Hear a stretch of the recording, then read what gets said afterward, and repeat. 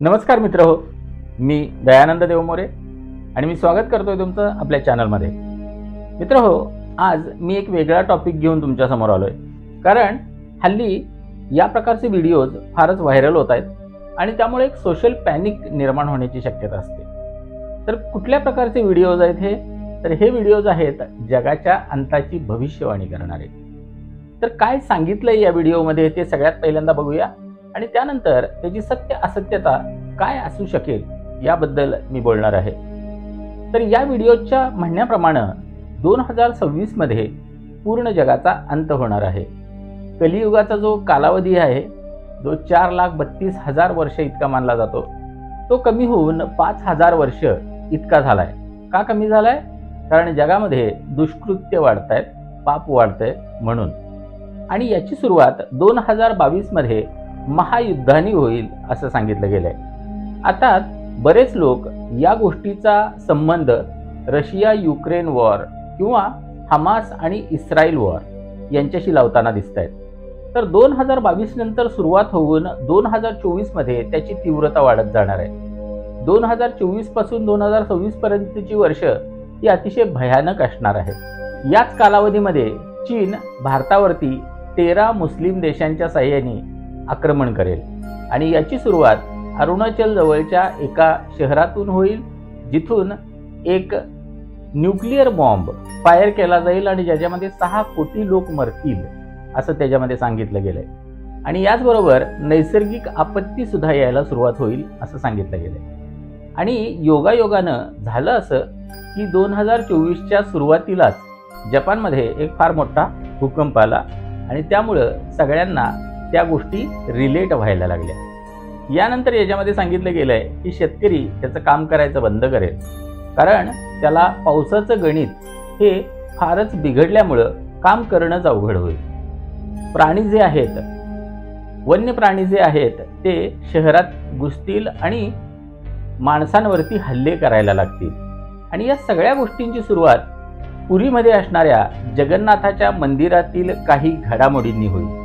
त्यातली सगळ्यात पहिली घडामोड आहे ती म्हणजे त्या ठिकाणी असणारं एक अतिप्राचीन वडाचं झाड.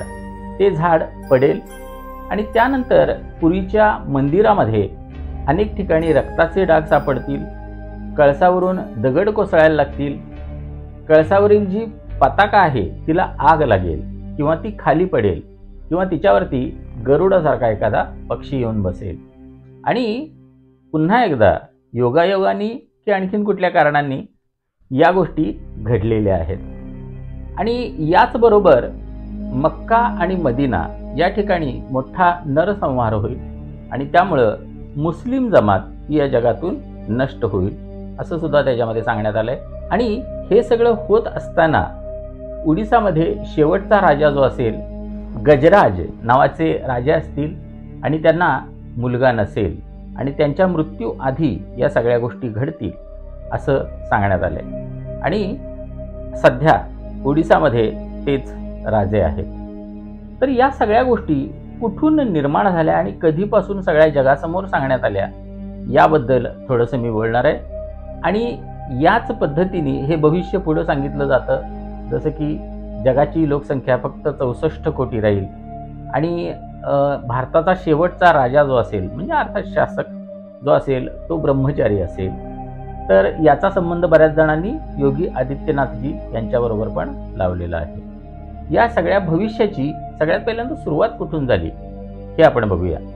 तर मित्र हो, असं दिसतं किंवा असं सांगण्यात येतं त्या सगळ्या व्हिडिओजमध्ये की 16व्या शतकामध्ये एक संत होऊन गेले, अच्युतानंदजी महाराज, आणि ते उडीसामध्ये होते.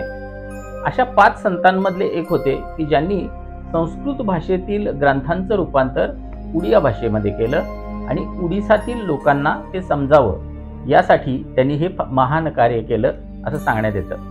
आता त्यातच त्यांनी लिहिलेल्या ग्रंथांमधलाच एक ग्रंथ म्हणजे भविष्य मालिका. तर भविष्य मालिका या ग्रंथातून या सगळ्या गोष्टी घेतल्या गेलेल्या आहेत असं या व्हिडिओजमध्ये सांगण्यात येतं. मी जेव्हा याचा सर्च केला तेव्हा सगळ्यात पहिल्यांदा जो सर्च रिझल्ट आला तो ॲमेझॉन आणि फ्लिपकार्ट सारख्या वेबसाईटचा आला, ज्याच्यावरती एक पुस्तक उपलब्ध होतं. त्या पुस्तकाचं नाव होतं भविष्य मालिका पुराण. तुम्ही या पुस्तकाची माहिती घेऊ शकता आणि हे पुस्तक 2023 मध्ये प्रकाशित झाल्याचं मला लक्षात आलं. मी त्यानंतर थोडासा अभ्यास चालू केला की नक्की त्या पुस्तकामध्ये काय सांगितलंय आणि खरोखर ते भविष्य मालिकेतून घेतलेलं आहे का. कारण दावा तरी असा केला जातोय की ते पुस्तक भविष्य मालिकेवर आधारित आहे, पण पूर्ण पुस्तकामध्ये लेखकानं असं कुठेही म्हटलेलं नाही आहे किंवा कुठेही संदर्भ दिलेला नाही आहे की भविष्य मालिकेतील हा छंद आहे आणि त्याचं भाषांतर हे असं आहे. त्यांनी त्यांचे स्वतःचे छंद तयार केल्यासारखं जाणवतं. कारण अच्युतानंदजी दास महाराज यांचे बाकीचे ग्रंथ जर बघितले आणि त्यातल्या भाषेची जर आपण काठिण्य पातळी बघितली तर ती फारच जास्त आहे आणि ते सगळं वाङ्मय जे आहे ते रूपकात्मकरित्या लिहिलेलं आहे. आणि या ग्रंथामध्ये, आता या ग्रंथ म्हणण्यापेक्षा या पुस्तकामध्ये जी भाषा वापरली गेली आहे ती अतिशय कनिष्ठ दर्जाची भाषा आहे. हा पहिला मुद्दा. दुसरा मुद्दा, या पुस्तकाचं नाव. या पुस्तकाचं नाव आहे भविष्य मालिका पुराण. हे गोंधळात टाकणारं नाव आहे, कारण अच्युतानंददासजी महाराज यांनी लिहिलेला ग्रंथ होता भविष्य मालिका आणि हिंदू पुराणांपैकी एक पुराण आहे, 18 पुराणांपैकी भविष्य पुराण. तर या दोन्हीचं कॉम्बिनेशन करून काहीसं त्याला नाव दिल्याचं आपल्याला दिसतं. म्हणजे धड भविष्य मालिका असं सुद्धा नाव नाही आहे आणि भविष्य पुराण असं सुद्धा नाव नाही आहे, भविष्य मालिका पुराण असं त्या पुस्तकाचं नाव आहे.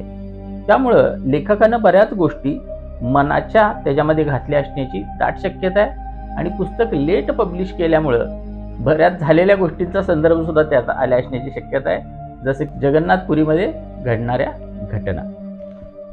तर यानंतर एक असं जाणवतं ते म्हणजे ही भविष्य मालिका हे पुस्तक किंवा हा ग्रंथ 600 वर्ष जुना आहे आणि 600 वर्ष जर जुना असेल तर त्याच्यामध्ये फक्त आत्ताचं भविष्य का केलं असावं असा एक प्रश्न पडतो. म्हणजे याआधी जी युद्ध लढली गेली, आता भारत चीनचं युद्ध होणार हे जर त्यात लिहिलं असेल तर याआधी जी युद्ध लढली गेली, म्हणजे भारताचा एवढा मोठा स्वातंत्र्य लढा झाला किंवा भारत चीन, भारत पाकिस्तान यांची युद्ध झाली, याचा यामध्ये कुठेही उल्लेख आढळत नाही. म्हणजे कुठल्या तरी कमर्शियल पर्पजचा प्रोपगेंडा करण्यासाठी काहीतरी लिहिलं असावं असं माझं पर्सनल मत आहे. तुम्ही तुमचं मत मांडू शकता अर्थातच कमेंट्समध्ये. आणि मी नंतर सर्च करायला सुरुवात केली, जो ओरिजिनल ग्रंथ आहे ज्याचं नाव भविष्य मालिका आहे, जो अच्युतानंद दासजी महाराज यांनी लिहिलेला ग्रंथ आहे, तो कुठं मिळतो याचा मी ज्यावेळी अभ्यास चालू केला किंवा शोध चालू केला तेव्हा मला असं लक्षात आलं की तो ग्रंथच उपलब्ध नाही आहे. एक तर लोक असं म्हणतात की तो जगन्नाथपुरी संस्थांनी एका ठिकाणी सुरक्षित ठेवलेला आहे किंवा सरकारने तो लोकांपासून लांब ठेवलेला आहे.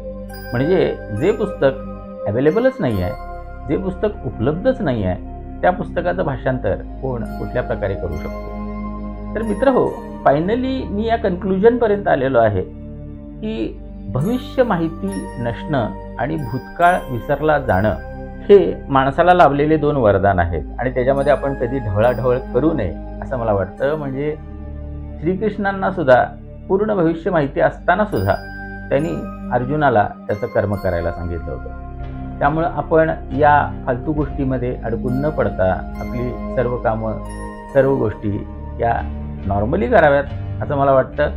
कारण भविष्य कोण सांगू शकतो, तर तो अगदी सिद्धयोगी पाहिजे. याच्यासाठी तुम्ही पतंजलींनी लिहिलेलं योगसूत्राचं जर पुस्तक वाचलं तर त्याच्यामध्ये कुठल्या प्रकारे वेळेवरती आपल्याला कमांड मिळवता येते त्याचं प्रॉपर प्रोसिजर सांगितले आहे आणि ती प्रोसिजर सर्वसामान्य माणसाला करणं फारच अवघड आहे. अगदी जो योगशास्त्रामध्ये प्रवीण असेल त्यानंतरची ती गोष्ट आहे, कारण वेळेला 4थं डायमेन्शन मानलं गेलं आहे. वेळेत पुढं मागं करणं हे आत्ता सर्वसामान्य माणसाला शक्य नाही आहे. त्यामुळं तुम्ही याआधी पण जगाच्या अंताच्या बऱ्याच भविष्यवाणी ऐकल्या असतील. सगळ्यात मोठी म्हणजे 21 डिसेंबर 2012ची. जवळपास सगळ्या स्रोतांनी सांगितलं होतं की त्यावेळी जगात काहीतरी घडणार, पण काय घडलं? काहीच नाही घडलं.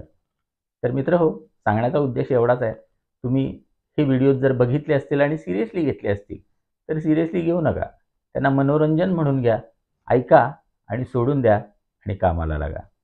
तर मित्रहो, हा व्हिडिओ तुम्हाला जर आवडला असेल तर तो तुम्ही मॅक्झिमम लोकांपर्यंत पोहोचवा.